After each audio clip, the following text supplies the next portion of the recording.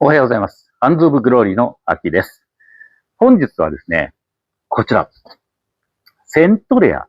中部空港セントレアにあります国際展示場に来ております。今日はですね、ここで第2回オートメッセ in 愛知が開催されます。今回こちらのね、見学にちょっと来てみました。オートメッセっていうと、大阪がずっとだったんですけど、去年からですね、愛知の方でもオートメッセが開催が始まっています。で、今回はまだ第2回目ということになりますね。で、規模的にはオートメッセよりも全然小さくて、なおかつまだオートメッセの大阪よりも、ちょっとまだ規模はね、全然小さいんですけど、まだね、第2回というところで始まったばかりというのはありますんで、全然発展途上なイベントになります。でもね、今年も去年よりも出展数とかが内容増えたりもしているようなので、注目度としてはすごく高いイベントになります。でね、去年は7月に開催だったんですけど、今回は5月ということで、暑すぎないところでいいかなとは思うんですけど、割と今日も結構28度ぐらいまで行くということなので、ちょっと暑さに気をつけながら行ってみたいと思います。で、まだね、実際のところ今の時間まだね、6時ぐらいなんで、結構ね、駐車場が混み合っちゃうんで、もう自分は早めに入りました。なので、開演は10時からということなので、まだちょっと時間はあるんですけども、会場内回ってどんな車があるのか、会場の雰囲気をお伝えしていけたらと思っています。